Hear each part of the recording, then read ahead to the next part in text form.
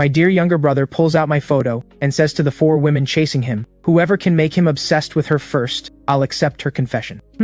A man like that, 3 days is all I need. To seal the deal that I'd fallen for it, my dear brother announces the game is over, crushing my pride beneath his feet. But what my dear brother doesn't know is that in this life, without the system forcing things, I already know every woman who wants to seduce me inside and out, all bandaged up. "Mr. Adrian, are you satisfied?" "It looks good, thank you. I have things to do. I'll be going now, Miss Sterling." "Wait, after all, I'm the one who hit your leg. Why don't I drive you home?" "Miss Sterling, are you trying to flirt with me?" "Mr. Adrian, do you have any idea what you're saying? Should I take this as you teasing me?" As expected of the female lead, sharp mind. Several sentences and she flips the script, testing me at the same time. "Miss Sterling, don't turn this around on me. I just felt you were being a bit too attentive, which is why I asked. I'm a direct person. If I've misunderstood you, then I apologize. Sorry. May I leave now?" "And what if I said you didn't misunderstand? Then, are you willing?" I reach out and slowly stroke her hair. "Adrian! Miss Sterling, why so angry? Didn't you just say I hadn't misunderstood?" "Putting your hands on a woman you've known for barely 15 minutes, I didn't expect this to be your idea of manners. I didn't put my hands on you, I only touched your hair. I don't even have a home anymore. I finally found a place to live, and then I got hit by a car on the street. I thought I'd met a kind-hearted angel, someone who bandaged me up so gently, only to find out it was all fake. I didn't expect even you would give me such a hard time. Whether this Adrian is a schemer or not, he's clearly someone who doesn't play by the rules. Anyway, my goal is to make him fall for me and confess. Then the game will end and I can finally have Julian all to myself. The middle is just process. Only the result matters." So she slips on her gentle mask and says softly, "I'm sorry, Adrian. Let me drive you home." As expected of Vivian Sterling, quite the actress. 40 minutes later, I step out of a silver-white luxury sedan. I'm clutching my phone with Vivian's contact info she just exchanged with me. I limp toward home, catching a familiar figure out of the corner of my eye. The corner of my mouth tilts up, and I walk past her as if I notice nothing as she heads into the residences. "Hello, is this Crestwood Residences? I'm here to visit a friend, but I think I'm lost. Could you help me find Building 13 of Crestwood Residences?" "Building 13? Sorry, there's only buildings 1 through 10 here." "Is that so? I must have remembered wrong. It's not 13, it's Building 3. Could you take me there?" "Follow me." Under my lead, we soon reach the building. The young woman looks up. "Thanks, get home safely." I give a small grunt and head toward the stairs. "Oh, you live in this building too? What a coincidence." My footsteps don't slow as I head upstairs. Quite a coincidence. Soon I reach my apartment on the 3rd floor. "I'm here. Goodbye." As the door closes, the person outside drops her smile. She pretends to go up, then quickly returns to the 3rd floor and knocks on my door. "Is there something else?" "Well, you see, my friend isn't home right now. She said she'd be back in a bit, but I'm a celebrity. It's not convenient for me to wait outside. Could you let me stay at your place for a little while?"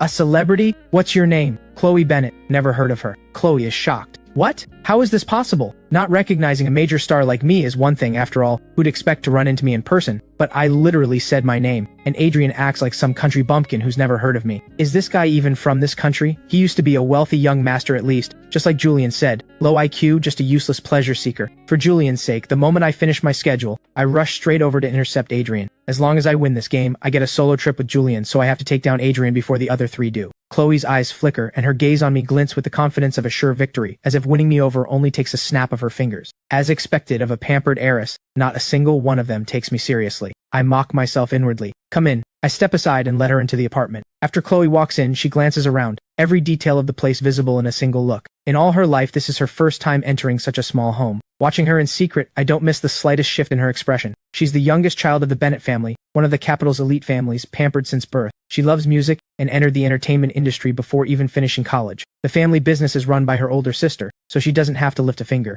The annual dividends alone are an astronomical sum. Beyond the family business, her own career is also booming. At 22, she's already a top-tier celebrity with over 100 million fans. Compared to these heiresses, I'm cannon fodder, plain and simple. My old family background isn't even worth mentioning. But it doesn't matter. In this life, my goal is crystal clear. I want revenge. I want a joyful life. I want Julian to lose everything, and I want them all devastated. After all, I'm the villainous male side character. Take a seat. After saying that to Chloe, I walk straight into the kitchen to make my own dinner, with zero intention of entertaining her. How is Adrian this calm, even if he doesn't know me? A strange woman is in his home, and he shows no discomfort at all. He doesn't even try to host me, just walks off into the kitchen on his own. This won't do. I need to wrap this up fast. So she follows me into the kitchen. The young woman leans against the doorframe, her sunny smile softening her delicate features. She's pretty like an anime-style character, but in my past life, I saw her cold face. When the game ended, after I'd been crushed by the other 3 female leads, I turned with my last bit of strength toward the sweet girl who had whispered honeyed words to me, begging, hoping to hear even 1 part in 10,000 of real feeling from her. Even if she joined the game for Julian, surely she'd given me a sliver of true emotion. But Chloe dropped her signature sweet smile in an instant. Her eyes held not just disgust, but revulsion, as if I were some filthy thing clinging to her. She really is a master performer. "What are you making?" I haven't eaten either. Could you make me a portion? Too bad she's batting her eyes at a blind man. My expression doesn't change. In my past life, the moment I saw her face and learned who she was, what little brain I had pretty much evaporated. It looked like 4 goddesses were chasing me. But in reality, from beginning to end, I was just a puppet on strings for 4 women. With someone like Chloe, sweet-tongued and cunning, I don't need to tear off her mask. The best strategy is to guide her onto my rhythm. Rather than racking my brain trying to seduce them, I'd rather let them exhaust themselves trying to seduce me. Meanwhile, Chloe has no idea she's already been seen through. She stands quietly at the doorway, her gaze fixed on me. Do you want cilantro? My voice cuts through her thoughts. Chloe realizes she'd been staring at me, and clears her throat. Yes. A ridiculous thought suddenly crosses Chloe's mind. What would it be like if Adrian whispered his love for me with feeling? When she snaps back to reality, she sees me carrying a large bowl piled with a mountain of cilantro walking toward her. The hallway is narrow, so she quickly steps aside. She suddenly feels this game is kind of interesting. There is an indescribable feeling, but it puts her at ease. Chloe looks at the lonely bowl of noodles on the counter. Whether to eat isn't important. What matters is using the meal as a chance to seduce. She brings her own portion out to the living room. I lower my head and eat with relish, the picture of peaceful contentment. At this moment, Chloe suddenly realizes her thoughts have drifted. Looks really can be deceiving. Someone who seems so harmless is actually Julian's cruel older brother. That peaceful image is all just an illusion. She puts the bowl back, then walks over and sits on the living room sofa. I look up, puzzled. Not eating? Chloe tugs at the corner of her mouth. My stomach suddenly hurts a bit. I can't eat, sorry Adrian. I see. What a shame, I say flatly, then lift a mouthful of noodles into my mouth. You should have said your stomach hurt earlier. You're not eating, yet you let me cook this much. Is this a joke? Truly someone who's never managed a household never knew the price of rice and oil. I'll just scoop the rest up later, and find some stray dogs nearby to feed. Watching me eat with such enjoyment, Chloe, who's just staring on the side, suddenly feels a bit of regret. If I'd known, I would have brought it over and had a few bites. But what's said is said. I can only pray Adrian finishes soon. The two of us chat off and on, mostly with Chloe asking and me answering between bites. Chloe feels the atmosphere is too harmonious for a first meeting. It feels more like meeting an old acquaintance, which somehow puts her at ease. And this feeling is entirely because of me. The vibe I give off is too natural. It's completely different from what she imagined, and there's even a faint unease in her chest. Could it be that Adrian knows why I'm here, and is putting on a show for me? But that's impossible. My connection with Julian, aside from those few rivals in love, nobody knows about. How would Adrian, in his fallen state, possibly find out? I'm definitely overthinking this. Julian is Adrian's half-brother by the same father. They've interacted many times before, and no one understands Adrian's personality better than he does. The information he gave can't be wrong. It's not that Adrian isn't cruel anymore. It's that his family has fallen, and he has nothing left, so he's reined himself in. Yes, that must be it. After all, after a major setback, a person's temperament can change drastically. And Adrian's totally unguarded behavior is exactly the sign of low intelligence, isn't it? That little extra spark of interest in Chloe's heart vanishes completely. I'm pure wasting energy right now. With this time, I'd rather lounge on my own luxury couch back home, legs crossed, playing some games. But for Julian's sake, I'll endure. On my side, I eat my fill. Completely ignoring the woman beside me staring at me, I just pack up the noodles, grab my keys, and prepare to head out. Seeing what I'm doing, Chloe stands up. You're going out? I'll come with you. The door closes behind us. The stairwell light flicks on and off again, leaving only moonlight. I lower my gaze toward the girl in the darkness, my voice flat. Chloe, did you fall in love with me at first sight? Love at first sight? Are you kidding? She suppresses the urge to roll her eyes, forcefully pushing down the contempt in her gaze. Her expression takes on a nervous edge, just like the most innocent of girls. Oh no, Adrian, you saw right through me. From the very first glance, I was completely drawn to you. I think you must be the one I'm destined to be with. So do you like me? Goosebumps rise all over my skin. In the dim light, I take a step forward. Her eyes flash with the dawning glow of imminent victory. No, I don't. The smile freezes on her lips upon hearing my answer. She presses anxiously. What don't you like about me? I know we just met, you're not like me. I fell in love at first sight, but maybe you're just slow to realize it. That's okay. I cut in to deflate her. Your skin is too pale. It doesn't look healthy. And you're too skinny. Wait, what kind of reason is that? Pale and slim are flaws now? I may be thin, but I'm perfectly healthy. Right after her words, I suddenly bend down to look at her. See? You're so thin it actually makes me feel bad for you. What thoughts could I possibly have left? Then I reach out and tap her nose, and after saying that, I turn and head down the stairs. I like a woman who can match me as an equal, not someone delicate and weak like you. After doing all this, I head downstairs on my own, completely ignoring the stunned woman behind me. A pampered female lead like her has never known what it means to lack confidence. I only said a couple of mildly cutting things, and it already wounded her pride. All I can say is, if she is weak, practice more. After a few more blows, she'll learn that seducing me takes real effort. Flashing a pretty face doesn't work on me. Now, if she flashes a credit card, that's another story. Forget being her boyfriend, I'd even be her son. I take back what I said about him being boring. This man is way too interesting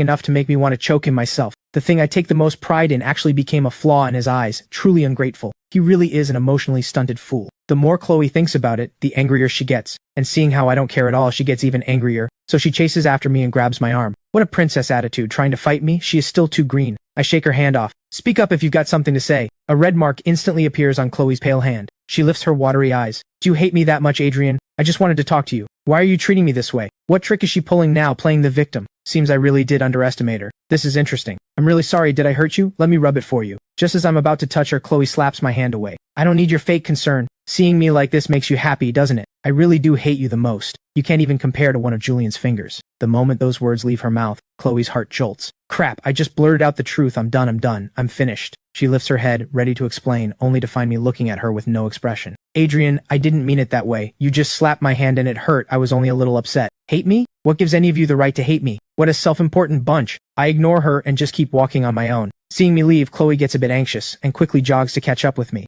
Are you looking for stray dogs? I'll help. No need. I refuse coldly. Then I look at her seriously and say, Chloe, I don't care if you're some big celebrity or if you fell for me at first sight. You're not my type. Out of a sense of responsibility, I'm telling you not to waste your energy on me. I know you don't like me, Adrian, but it's enough that I like you. I believe as long as I don't give up, one day you'll fall for me. Julian really does have an amazing charm. Each of them is willing to do anything for him, even being nice to me. Suddenly a wave of unbearable disgust washes over me. Wow, I really owe Julian a big thank you, don't I? Suit yourself. Adrian, you really are heartless. I should apologize to you in advance. What kind of trick is Chloe trying to pull now? There are 3 things in this world that can't be hidden. Poverty, love, and a cough. My feelings for you came on so strong I can't hold them back. Even if you hate me, I still want to be part of your world. No matter how you treat me, I'm going to keep coming back to find you. Hearing this, I let out a quiet sigh of relief. Won't give up. That's wonderful. That gives me all the time I need to learn their weaknesses and strike back. Then let me make this clear up front. What you do isn't my business, and what I do isn't yours. But if you interfere with my normal life, don't blame me for getting harsh. Don't worry, Adrian. I won't disrupt your life. But I have a job offer for you. Light work, good pay. Want to hear about it? It's like this. My job has me flying everywhere, and my assistant is on extended sick leave. I still have to shoot for over a month in the capital. For about a month, I don't want to hire someone new. Can you help me out, Adrian? You name the salary. This princess has a quick mind. She uses my broke situation to pull me close to her, leaving the other 3 with no way in, while she gets the first move advantage and wins the game. Not a bad idea. If I didn't know what was going to happen tomorrow, I probably would have agreed. But too bad, tomorrow I already have a job waiting for me. A month is fine, but I can't be your full-time personal assistant. Monday through Friday, 6 to 10 in the evening. Saturdays and Sundays, full day, 6 in the morning to 6 in the evening. I can work for you during these hours. Outside of these, if you have any emergencies, that counts as overtime. After finishing, I look at Chloe, waiting for her response. Who's the boss here exactly? A mere assistant designing his own working hours. This guy has some nerve. Anyway, I wasn't really planning to hire an assistant.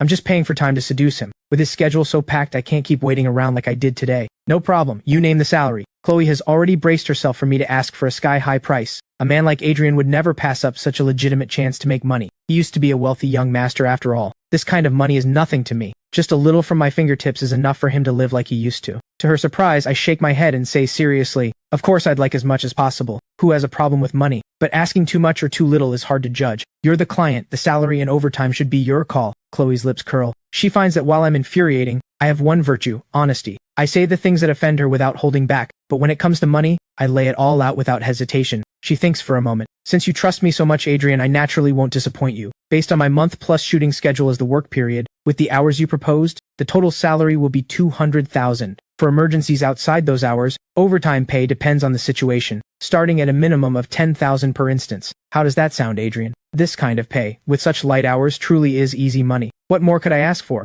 But this money needs to be earned slowly, and this person needs to be seduced slowly. Rome wasn't built in a day. Deal. We'll sign the contract tomorrow. After finishing the deal, I quickly find the stray dogs and feed them, then crouch beside them and watch. Chloe doesn't leave. She stands right next to me, still playing her pure and innocent role. According to the memories I awoke with, Chloe only got into dogs because Julian, the male lead, kept one, and she even got jealous of the dog. Thinking about this leaves me speechless. I finish feeding the dogs and prepare to leave. Her being jealous of the 3 rivals is somewhat normal, but being jealous of something that isn't even human leaves me genuinely speechless. All I can say is, her possessiveness runs deep. Oh my god, is that Chloe Bennett? I turn toward the voice. A few young people are charging over with their phones raised. The moment I stand up, Chloe yells, "Run!" Wait, they're chasing her. Why am I running too? Has she completely lost it? The leg pain has scrambled my brain. All I can hear is the whoosh of wind and my own breathing. Soon, Chloe leads me into a narrow alley. Before I can even steady myself, she immediately uses my body to shield her. A voice comes from outside the alley. I clearly saw them run this way. The voices are right beside us, in this narrow, dim alley with just me and her. As expected of a celebrity,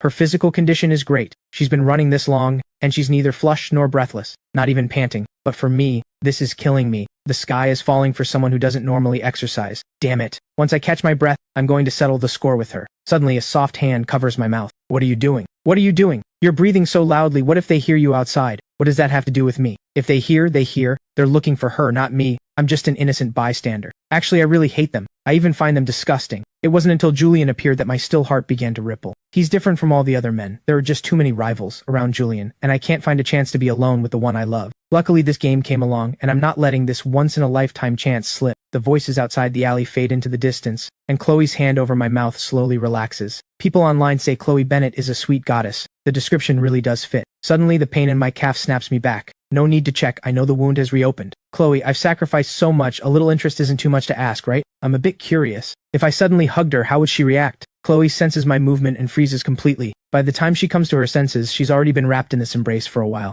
Adrian, what does this mean? Look at her now. You made your bed, sweetheart, now lie in it. Who told you to put on this pure love at first sight act in front of me? Stunned now? I dared to hug her, so naturally I had an excuse ready. My vision suddenly went black. I felt a bit unwell, so I leaned on you for a moment. My leg is still injured and you made me sprint with you. I haven't even called you out on it and you're going to blame me? Though making him run from my fans with her was my fault, this isn't something I anticipated either. Besides, this man didn't even say he was injured. How was I supposed to know? Adrian, you really do hold things in. You didn't even mention being hurt. If you told me sooner, I would have noticed. Why didn't you say earlier? If I'd known his leg hurt, I would have shown more concern, and he might have had a better impression of me. Then I praise her with slight exaggeration. Truly, I'm so moved, princess. You actually care about me this much. You're the only one who's been paying attention to my leg. Of course, I'm the one who cares about you the most, Adrian. But the next second, Chloe suddenly realizes something's off and points at me directly. You did that on purpose, didn't you? Adrian, don't push it. Seeing her reaction, I raise an eyebrow and say nothing more. I'm so furious. Absolutely furious. There's a man in this world this irritating? I really don't want to look at him again. Adrian, don't be angry.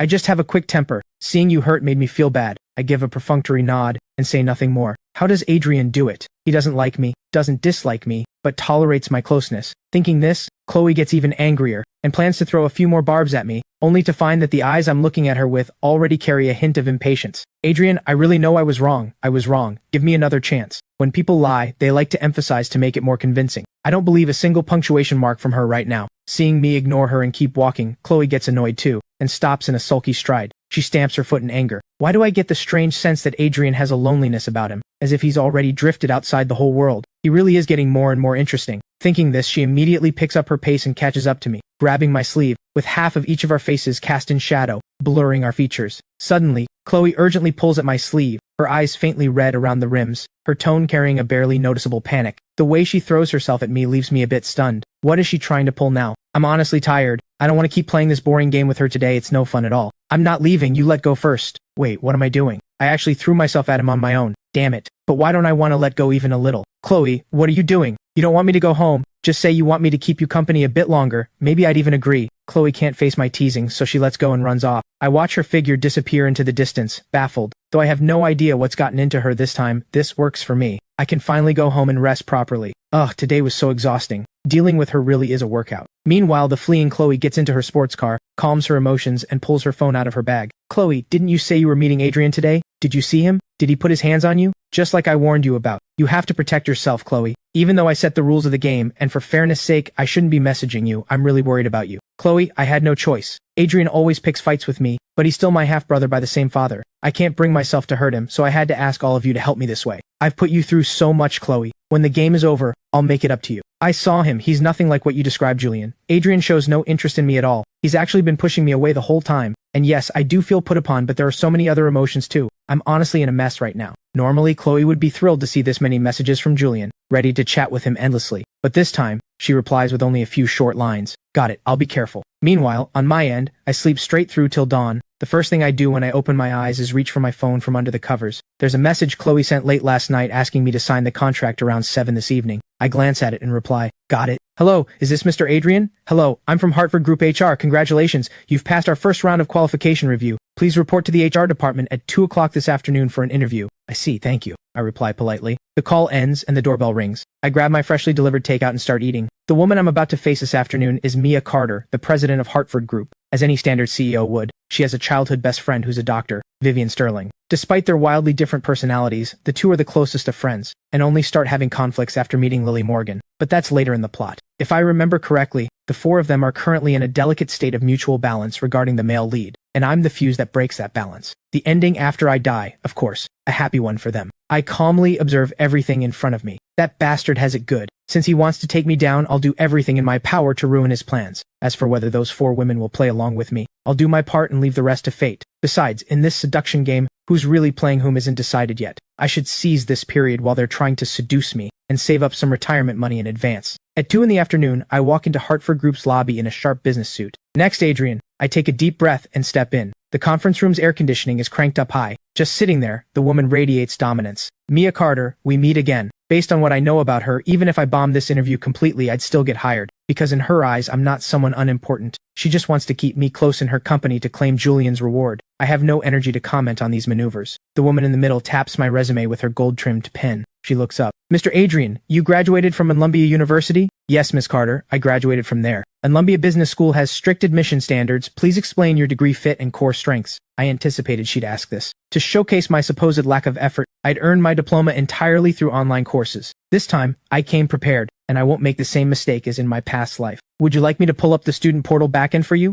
It has all my grades on record. If you don't believe me, you're welcome to check yourself. The pen in her hand stops moving. Her lips curl into a cold smirk. At this moment, the HR director on the left clears her throat and takes over. Mr. Adrian, we've of course reviewed your qualifications. Now let's discuss matters related to the position. I respond calmly. All right, I'd like to apply for the executive assistant to the CEO position today. Before I even finish, another cold laugh sounds. Miss Carter, do you have something to ask? Mia stands up, sizing me up from head to toe, then asks with disdain, oh, you want to be an assistant? Aren't you a bit too confident in your abilities? You really think anyone can be an assistant? Hearing these familiar words, I suddenly recall my past life. Mia legitimately placed me in a menial position, where basically all the dirty, exhausting work was dumped on me. I had no presence, learned nothing useful. In my past life, Mia used certain conversational tactics to confuse me into signing the contract. This life, I refuse to repeat that mistake. First, I'm smart. Second, I graduated from a top school, so why shouldn't I be confident? Miss Carter, this arrangement isn't fair to me. To take a step back, you're the ones who called me in for the interview. If you don't want me, that's no reason to dismiss my abilities like this. Your conduct today doesn't match the Hartford Group hiring philosophy I'm familiar with. The 2 managers beside Mia have thin layers of sweat forming on their palms, sneaking glances at her. Bro, aren't you a bit too arrogant? Do you hear yourself? The interview just started and you've already offended the big boss. Do you even want to work here? That's right, I just refuse to let her control me. Wanting to win the game yet not actually seducing me. Wanting me hired yet deliberately making it difficult. Mia Carter, today I refuse to let you get your way. Mia's chest is heaving with anger at me. Mr. Adrian, you certainly have a sharp tongue. But work isn't done with words, it's done with action. As executive assistant to the CEO, you frequently need to handle unexpected situations. It's not something you can qualify for by sitting there boasting. If you mess things up later, it won't just be a matter of compensation. Under these circumstances, can you really do the job? Bro, I'm begging you, just leave. Can't you see our boss is already furious? If you don't leave soon, it'll be too late. Miss Carter has a point. This job really isn't suited for me. Goodbye. Then I push the door open and walk straight out. The 2 managers hear this, and finally let out a collective sigh of relief. They turn to look at their boss, only to find she's not in the conference room. Just as they're about to step out to look for her, they witness an explosive scene at the doorway. Mia is jogging after that man, speaking to him with a cold face. I've seen your attitude and your nerve. You meet the requirements for executive assistant. You're hired. Wild. These 2 definitely have a history. This is some juicy gossip. Meanwhile, on my end, after Mia announces my hiring, I laugh out loud, give her a pat on the shoulder and say, Miss Carter, you really have an excellent eye. Don't worry. With talent like me at the company, it'll thrive even more. Then I head over to the HR director to handle the onboarding paperwork. By the afternoon, rumors about me and Mia have spread across the whole company. A handsome new hire goes head-to-head with Miss Carter, and ends up with Miss Carter being the one who backs down. This kind of top-tier gossip has everyone talking. Some say we have a feud, others say we're first loves. The final combined version becomes, I'm Mia's first love, the 2 of us parted on bad terms, and now we've met again. The gossip-hungry crowd has already drafted up an entire year's worth of love and hate epic in their heads. After I finish touring the company and return to the CEO's secretary office, the people around can't hold back their curiosity and crowd around. Are you and the boss old acquaintances? I think back to my past life, smile faintly and say nothing. I suppose you could call it that. Seeing me so composed, the others exchange knowing looks, thinking it must be true. So how was your relationship with the boss before? Was it really that bad? In my past life I didn't have it easy, and Mia played a part in that. So yes, it could say the relationship between us was bad, but I still don't answer, just smile again. The others get it instantly. They figure this hesitant expression must mean love mixed with hate. Definitely some entanglement. Since when did the company become your gossip spot?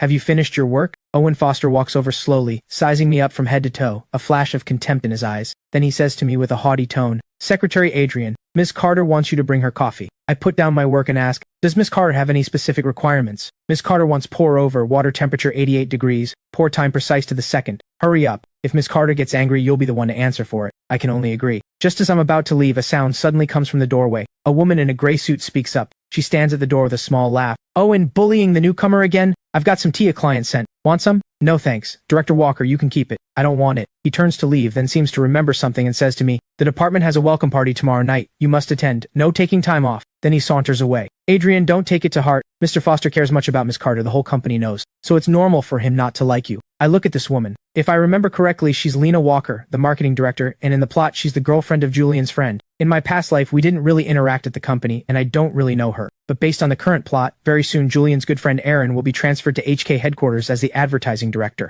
In my past life, Aaron suppressed me quite a bit. So I say to her, thank you for stepping in for me just now. I actually have things to do, so I'll be going. I've made pour-over coffee countless times in my past life, so I quickly finish it and head into the CEO's office, carrying the coffee in. I walk over, place the coffee on her left, and prepare to leave. Mia stops me. Wait, don't go yet. She picks up the cup and takes a sip. I watch her subtle expressions and see a flicker of satisfaction in her eyes. I know I'm in the clear, and Mia won't give me trouble anymore. At this moment, Mia, who'd been ready to make things difficult, is stunned by the coffee on her tongue. The taste is exactly to her liking. Is the person in front of me really the one from Julian's file? Why doesn't it feel that way? He must just be good at hiding it. I should observe him more. Mia suddenly starts doubting the accuracy of the file, then says aloud, please wait off to the side. I'll speak with you after I finish my work. I wait for a long while, thinking she's come up with some way to make things hard for me. Turns out it's just making me stand. Without another word, I walk over to the huge floor-to-ceiling window, pick a good spot, and start enjoying the view outside. Looking at my silent back, Mia presses her lips together and pulls her gaze away in a sulky way. After 10 minutes, the view bores me.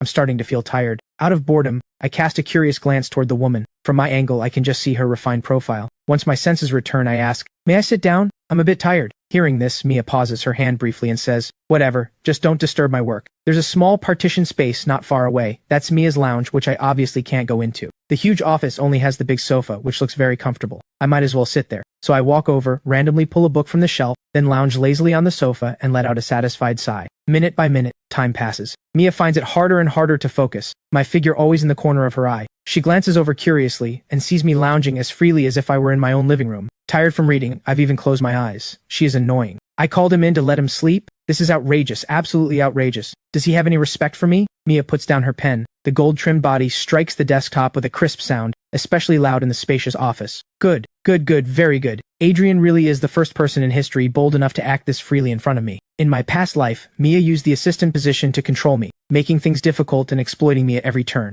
In this life, I'm not going to follow her lead and shortchange myself. You join my company and just slack off in the office all day? Miss Carter, you broke the rules to hire me at the interview, then only told me to wait without assigning any work. So sitting idle is just following your instructions. Besides, the pour-over coffee from earlier was exactly to your taste, so a short rest like this isn't asking too much, is it? Mia is speechless for a long moment. Her tone softens a bit. Fine. From now on, you'll work on projects with me. I want to see what you're really made of. Half a month passes in a flash. Chloe shows up on schedule, ready for me to start as her part-time assistant per our contract. While sorting through documents, she can't help but speak up. When I first offered you this job, I was egged on by Julian. I wanted to get close to you, win the seduction, and travel with him as a reward. But after spending all this time with you, I finally saw clearly that he's only treated me as a pawn to scheme against you from start to finish. It's not too late to see the truth. Adrian, I always made excuses to get close to you, claiming medical visits or dinners. That was all Julian's arrangement too. He used my friendship with Mia to lead a group of us into the game and toy with our feelings. Now I'm fully awake to it. The women all apologize one after another,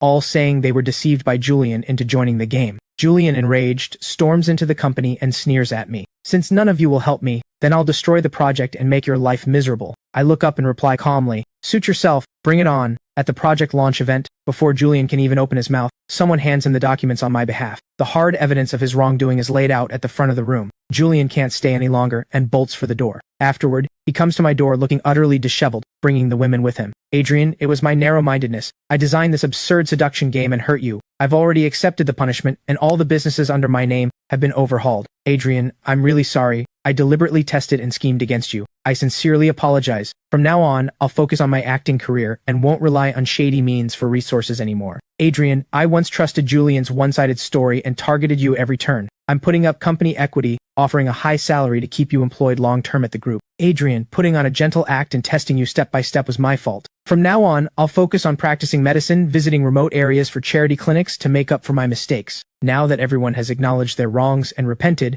I naturally let go of all the past grievances. After officially joining, I land one quality deal after another, with my salary steadily rising. At one small gathering with friends, Julian, who's already started his own small business, raises his glass. From here on, I'll work my way up steadily from the bottom and never again pull tricks to hurt anyone. Chloe raises her glass with a smile. Recently I won a major film award based on my acting. I finally feel like I'm living for myself. Mia chimes in. I hope after the group reforms its culture, the company will only grow stronger. Looking around the table, I realize this is how it should be. Letting go of all attachments and living steadily on your own strength is the best ending of all.